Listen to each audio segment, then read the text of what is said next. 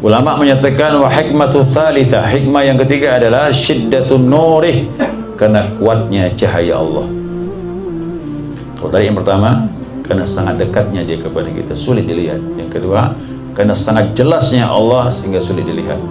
Ya, sekarang Allah tak bisa dilihat karena kuatnya cahaya. Ya. Apa itu cahaya? Nah, cahaya ini adalah langsung daripada lautan, cahaya sifat dan nama-nama Allah Subhanahu wa taala. Dia bukan seperti cahaya lampu nih ya, bukan.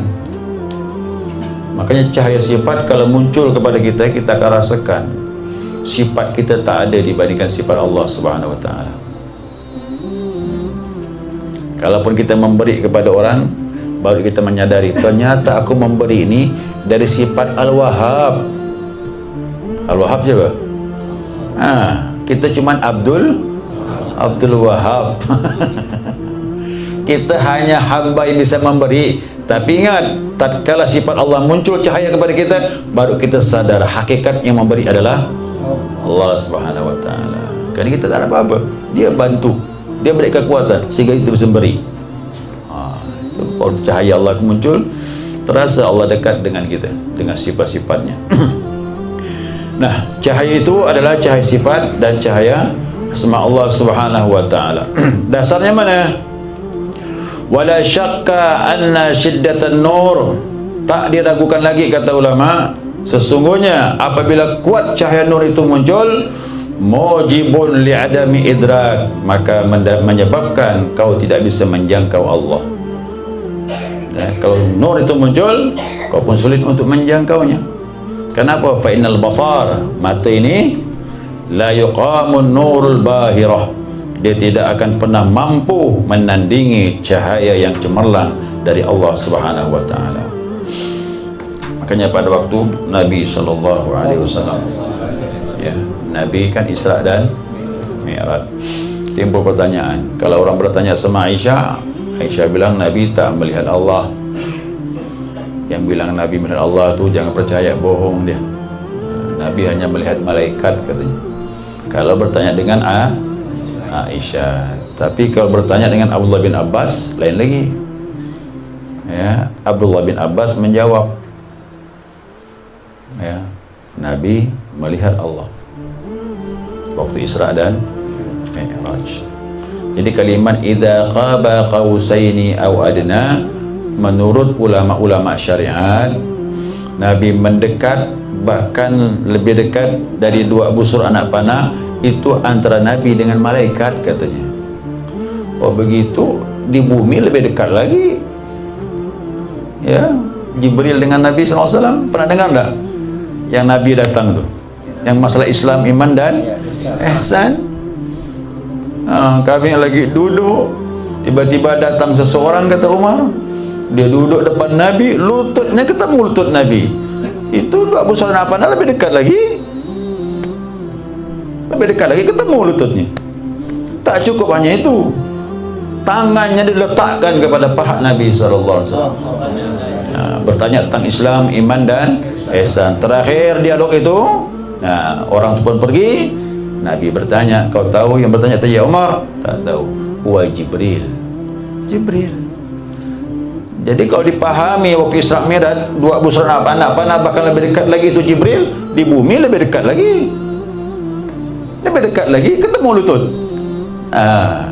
Cuma perbedaannya, waktu di bumi Jibril menyerupai manusia, waktu Isra dan Mi'raj itu wujud asli. Wujud asli. Waktu Nabi terima wahyu pertama juga wujud asli. Itu kan Nabi ketakutan tuh, gemetar Nabi, tidak pernah pandang Jibril, wujud aslinya. Kata Nabi, Jibril itu kau sayap di rentangkannya tertutup kota Mekah. Tertutup kota Mekah, kata Rasulullah sallallahu alaihi wasallam. Itulah pemahaman syariat. Tapi ulama-ulama ahlul haqiqah yang resap ilmunya, idza qaba qausaini au adna, itulah antara Rasulullah dengan Allah Subhanahu wa taala, bukan dengan Jibril. Makanya tatkala Nabi kembali ditanya oleh para sahabat, ya, faqulna ya Rasulullah, kami bertanya, wahai ya Rasulullah, hal ra'aita rabbak, apakah kau melihat Tuhanmu? Sahabat tanya tu dengan Nabi. Kalau tanya Aisyah, ya begitu jawabannya tadi tu. Tapi ini sahabat bertanya dengan Nabi. Dari riwayat Abdullah bin Abbas, hal ra'aita rabbak, apakah kau melihat Tuhanmu ya Rasulullah? Qala nurun anni ara'u aku melihat, kata Nabi, nur, apakah aku melihatnya? Nabi tanya lagi, aku melihatnya berupa nur, apakah aku melihatnya? Kata Nabi. Nah, kenapa di belakang itu ada kalimat istifham, pertanyaan? Nah, maksud Nabi, ghalabani nuru kaifa arahu, aku dikuasai nur, bagaimana aku bisa melihatnya? Nur begitu banyak. Nah, berarti karena nur banyak, Nabi sulit melihat Allah Subhanahu wa taala. Tapi melihat nur sama juga melihat Allah, karena nur sifatnya. Nah, nur adalah sifat Allah Subhanahu wa taala. Tapi hadis yang lain mengatakan raaitu nuran, aku melihat Allah berupa nur, cahaya. Inilah yang saya sampaikan bab istighfar kemarin. Nah, kan bertanya sahabat jamaah itu.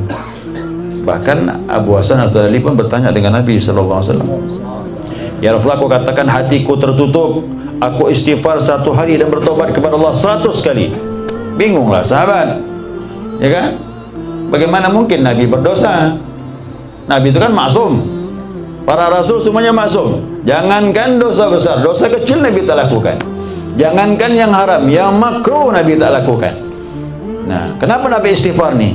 Nah, situlah Abu Hasan bertanya dengan Nabi SAW. Kata Nabi, hatiku tertutup cahaya, maka aku istighfar kepada Allah. Cahaya itulah mau aku buka dengan istighfar. Beda tak dengan Nabi kita ni? Dah jauh. Nabi membuka cahaya istighfarnya, kita ni membuka kegelapan. Kita gelap kerana dosa. Nabi terhalang melihat Allah kerana cahaya itulah yang disibak oleh Allah untuk Rasulullah sallallahu alaihi wasallam. Ya, sehingga Nabi melihat Allah berupa nur, cahaya. Maka kata pengarang kitab, fayuhmalu ala annahu awwalu marratin ra'a nuran. Jadi di sini dipahami, maka diperkirakan orang yang makrifat kepada Allah tahap awalnya adalah dia melihat cahaya.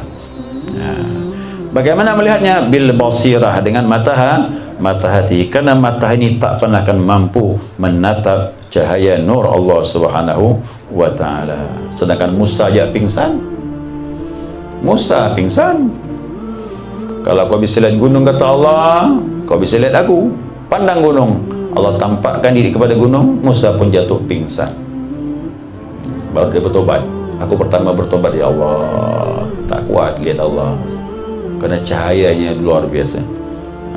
Disitulah kata ulama menyatakan awal orang makrifat yaitu melihat cahaya saja. Kemampuan cuma itu saja. Tapi cahaya itu, ingat, itu sifat Allah. Allahu nurus samawati wal ard. Allah cahaya di langit dan di bumi. Siapa yang dapat cahaya itu, maka dituntun hidayah oleh Allah Subhanahu wa taala.